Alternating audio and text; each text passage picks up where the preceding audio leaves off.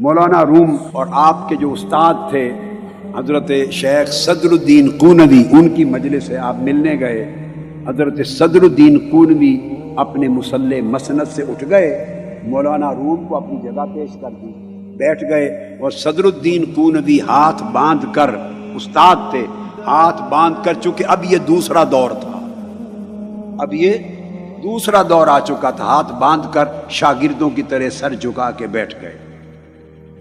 مجلس میں سے ایک شخص نے مولانا روم سے پوچھا، بتائیے فقیر کون ہوتا ہے؟ تعریف بتائیں، فقیر کون ہوتا ہے؟ مولانا روم اس کی طرف دیکھا اور آنکھیں بند کر کے چپ بیٹھے رہے۔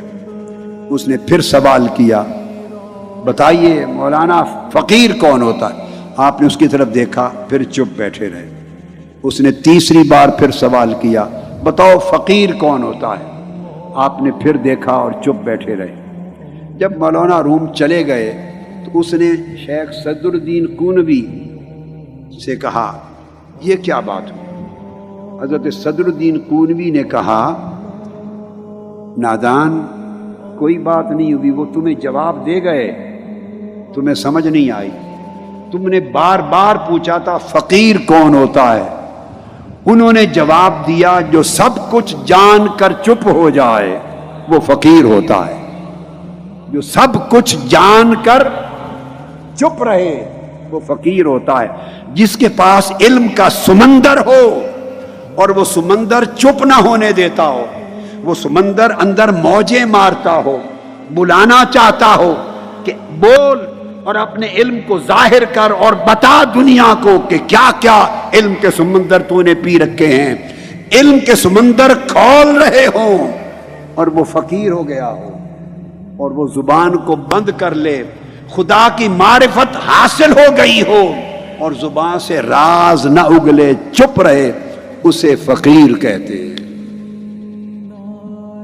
جو برتن بہت زیادہ بجے اور شور مچائے وہ اندر سے خالی ہوتا ہے، اور جو برتن بھر جائے دودھ سے، پانی سے، اس کو انگلی مارے تو پھر وہ بھرا ہوا برتن اتنا شور نہیں کرتا جتنا شور خالی برتن کرتا ہے۔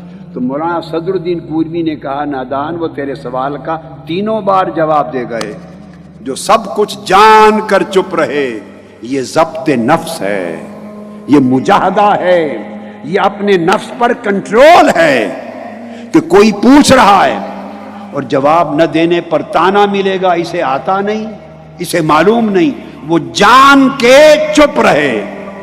یہ کام فقیر کر سکتا ہے، عالم نہیں کر سکتا۔ یہ ایک اینگل ہے بات کا، یہ حضرت صدر الدین قونوی نے سمجھایا۔ اور ایک دوسرا اینگل بھی ہے، وہ یہ کہ اس نے 3 بار سوال کیا، آپ نے جواب نہیں دیا، اس کو سبق ادب کا دے رہے تھے کہ طالب علم، اس وقت میرا استاذ بیٹھا ہے، شاگرد کے لیے یہ سوء ادب ہے کہ استاد کی موجودگی میں جواب دے۔ میں بعد میں بتاؤں گا، یہ ادب بھی سکھا گئے اور فقر کا معنی بھی سمجھا گئے۔